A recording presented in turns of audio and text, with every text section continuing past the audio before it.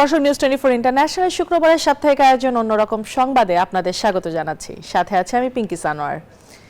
বিশ্বজুড়ে ইফতারের আয়োজন মানেই মুসলিমদের কাছে এক আনন্দ ঘন উৎসবের আবহ। মুসলিম প্রধান দেশ ইরানও এর ব্যতিক্রম নয়। ধর্মীয় বিধান একই থাকলেও রীতিনীতি ও খাবারের বৈচিত্র্য ইরানিদের ইফতার, সেহরি ও ইবাদতের ধরনে রয়েছে নিজস্ব স্বাতন্ত্র্য। রাজনৈতিকভাবে গুরুত্বপূর্ণ মধ্যপ্রাচ্যের দেশ ইরানে জনসংখ্যার প্রায় 92% মুসলিম। ফলে ধর্মীয় ভাবগাম্ভীর্য, আধ্যাত্মিকতা এবং পারিবারিক আনন্দ সব মিলে বিশেষ মর্যাদায় পালিত হয় পবিত্র রমজান। বিশ্বের সবচেয়ে বড় শিয়া অধ্যুষিত এই দেশটিতে ইফতার ও সেহরিতে থাকে নানা ঐতিহ্যবাহী আয়োজন। ইফতারের টেবিলে ফলের মধ্যে খেজুর, আপেল, চেরি, আখরোট, তরমুজ ও কলা বিশেষভাবে জনপ্রিয়। সঙ্গে থাকে মধু, পনির, দুধ, রুটি ও চা।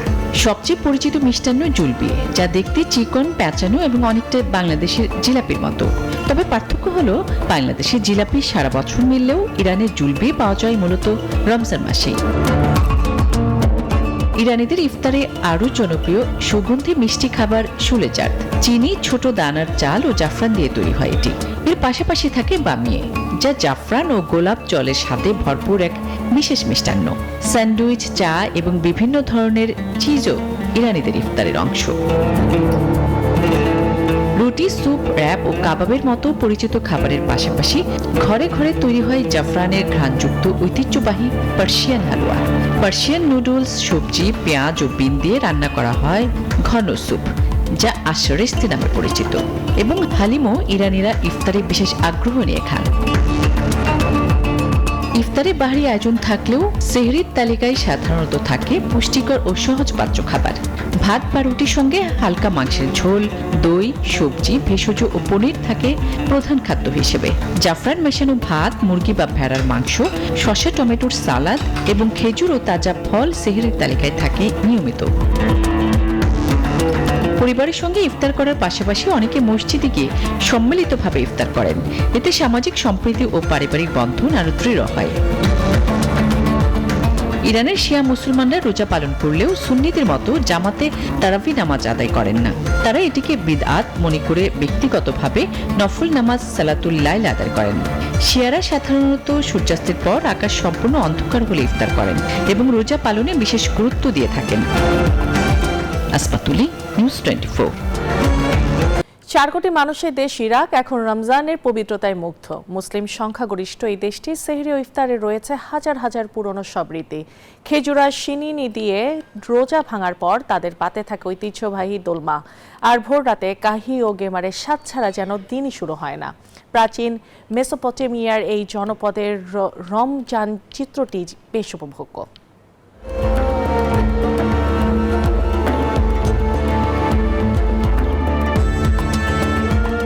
4.5 কোটি মানুষের দেশ ইরাকের প্রায় 95%ই মুসলিম। তাই রমজান মাস এলেই বাগদাদ থেকে কারবালা সবখানেই উৎসবের আমেজ। বছরের অন্য সময়ের সংঘাত বা অস্থিরতা ভুলে এই এক মাসে গোটা দেশ যেন একই সুতোয় গেঁথে যায়। সূর্যাস্তের সঙ্গে সঙ্গে তোপধ্বনির মাধ্যমে শুরু হয় ইফতার।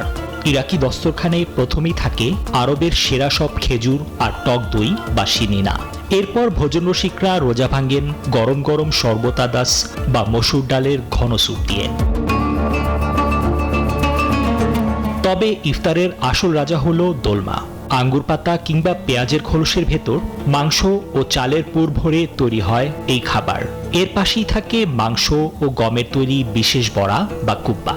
ভাজা পোড়ার চেয়ে পুষ্টিকর খাবারের দিকেই তাদের নজর থাকে বেশি। ভারী খাবারের পর মিষ্টি মুখ না করলে ইরাকিদের ইফতার যেন অপূর্ণই থেকে যায়। বিশেষ করে ইরাকি জিলাপি বা দাতলি এবং পেস্ট্রির মতো জনুদাল সিটের কদর এখানে সবচেয়ে বেশি। মিষ্টির দোকানগুলোতে তাই গভীর রাত পর্যন্ত ভিড় থাকে। রাতের শেষ ভাগে সেহরির রীতিতেও রয়েছে আভিজাত্য। ইরাকিদের সেহরি মানেই হলো কাহি এবং গেমার। এটি মূলত বহুস্তর বিশিষ্ট এক ধরনের খাস্তা পরোটা, যা পরিবেশন করা হয় মহিষের দুধের ঘনস্বর বা গেমার দিয়ে। এই কাহির উপর ছড়িয়ে দেওয়া হয় খেজুরের সিরাপ। ক্যালোরিবহুল এই খাবারটি ইরাকিদের দীর্ঘ সময় ক্ষুধামুক্ত রাখে। সেহরির সময় দেশটির বেকারিগুলোতে এই বিশেষ খাবারটি কেনার জন্য দীর্ঘ লাইন পড়ে যায়। নিবির আমিন, নিউজ 24। ইয়েমেনিদের কাছে রমজান মানে এক উৎসব মুখর আবহ। মুসলিম সংখ্যাগরিষ্ঠ দেশ ইয়েমেনের ইফতার ও সেহরিতে মিশে থাকে হাজার বছরের ঐতিহ্য ও সংস্কৃতির স্বাদ। খেজুরদের রোজা ভাঙার পর তাদের খাবারের থালায় শোভা পায় ঐতিহ্যবাহী সাফুত, আর সেহরি শুরু হয় বিখ্যাত আসিদা ও মান্দি দিয়ে। যুদ্ধ ও নানা সংকটের মাঝেও রাজধানী সানা থেকে রমজানের আমেজ ছড়িয়ে পড়ে ইয়েমেন জুড়ে। যুদ্ধের ক্ষত ভুলে রমজানের পবিত্রতা রক্ষার পাশাপাশি পারস্পরিক সুসম্পর্ক বজায় রেখে সিয়াম সাধনার চেষ্টা করেন তারা। নানা সীমাবদ্ধতার ভিড়ে ইয়েমেনে মানুষের কাছে শান্তি ও ঐক্যের বার্তা নিয়ে আসে পবিত্র রমজান। হাজার বছরের পুরনো রান্নার রীতি আর স্থানীয় মশলার ঘানে রমজানে ইফতার ও সেহরিতে পান ফিরে আসে প্রতিটি ইয়েমেনিদের ঘরে। প্রজন্মের পর প্রজন্ম ধরে চলা রীতি অনুযায়ী তারা 3টি খেজুর ও কয়েক ঢোক পানি দিয়ে ইফতার শুরু করেন। এরপর দস্তরখানে শোভা পায় পাতলা রুটি ও মশলাযুক্ত দইয়ের তৈরি সাফুত, যা সারাদিনের ক্লান্তি দূর করে। সঙ্গে থাকে মসমসে সাম্বুসা, গরম ডালের স্যুপ আর মাংসের রকমারি পদ। ইফতারের প্রধান আকর্ষণ সালতা, যা ইয়েমেনের জাতীয় খাবার হিসেবে পরিচিত। গরু বা ভেড়ার মাংসের সঙ্গে সবজি মিশিয়ে মাটির পাত্রে ধীরে ধীরে রান্না করা হয় এটি।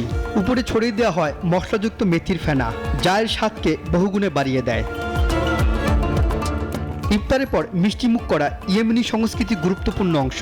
মধু দিয়ে তৈরি বিন্ত আল সাহান এবং রাওয়ানি কেক ছাড়া তাদের ইফতার যেন অপূর্ণই থেকে যায়। শুধু ইফতার নয়, সেহরিতেও ইয়েমেনিদের ঐতিহ্যের ছাপ স্পষ্ট।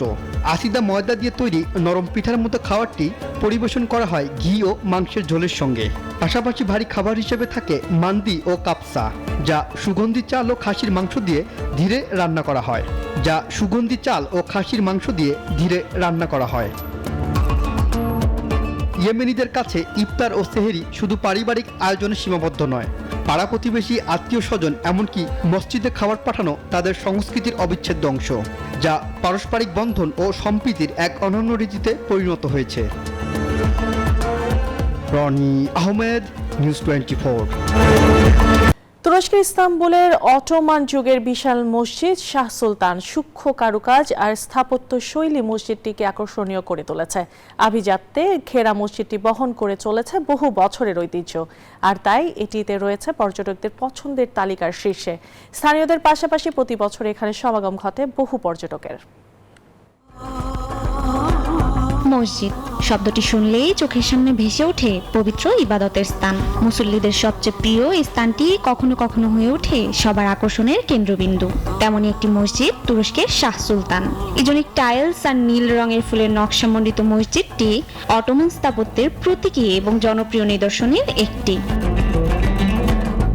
16 শতাব্দীর গোড়ার দিকে প্রথম সুলতান আহমদ ঈশ্বরের কৃপা লাভের আশায় এটি নির্মাণ করেন। নির্মাণের পরেই এর সৌন্দর্যের খ্যাতি ছড়িয়ে পড়ে দেশ বিদেশে। হিপোড্রোমের দক্ষিণ পূর্বে নির্মিত আকর্ষণীয় মসজিদটিতে রয়েছে একটি কেন্দ্রীয় গম্বুজ এবং 4টি অর্ধ গম্বুজ। প্রধান গম্বুজটির উচ্চতা 141 ফুট। এছাড়াও নান্দনিক এই মসজিদটি রয়েছে ছোট বড় 6টি মিনার। মসজিদের ভেতরের দেয়াল হাজার হাজার ইজনিক টাইলস এবং নীল রঙে আঁকা ফুলের নকশা দিয়ে সজ্জিত। এটি নীল মসজিদ নামেও পরিচিত। মসজিদটিতে আরও রয়েছে ওজুখানা এবং সুবিশাল নামাজ কক্ষ। নামাজ কক্ষের হল মিহরাব সূক্ষ্মভাবে খোদাই করা মার্বেল পাথরের তৈরি। মিহরাবের ডান দিকে রয়েছে সুসজ্জিত মিনার, যেখানে দাঁড়িয়ে বিশেষ দিনগুলিতে নামাজের খুতবা প্রদান করা হয়। নামাজ কক্ষটিতে 10,000 মুসল্লি একত্রে নামাজ আদায় করতে পারেন। মসজিদটির বাড়তি আকর্ষণ এর ভেতরের নানা নকশার নজর কাড়া টাইলস, আর ছাদে ঝুলানো রঙিন আলোর ঝাড়বাতি আলোকিত করে পুরো মসজিদ। জানা গেছে একসময় ভেতরে থাকা প্রদীপগুলো সোনা ও দামি রত্ন দিয়ে ঢাকা ছিল, পরে সময়ের পরিবর্তনে তা বিলুপ্ত হয়ে যায়। এছাড়া মসজিদের অদূরে রয়েছে প্রথম আহমেদের সমাধি, মাদ্রাসা, হাসপাতাল, দস্তরখানা এবং একটি স্কুল। ঐতিহ্য আর ভাস্কর্য শৈলীতে ঘেরা এই মসজিদটি পর্যটকদের কাছেও দারুণ আকর্ষণীয় স্থান। তাই ধর্ম বর্ণ নির্বিশেষে শাহ সুলতান মসজিদটির সৌন্দর্য দেখতে ভিড় করেন দেশি বিদেশি পর্যটকরা। জ্যোতি রয়, নিউজ 24। আর এই ছিল অন্যরকম সংবাদের আয়োজন। আরো খবর ও বিশ্লেষণ জানতে ভিজিট করুন www.news24bd.tv। ধন্যবাদ।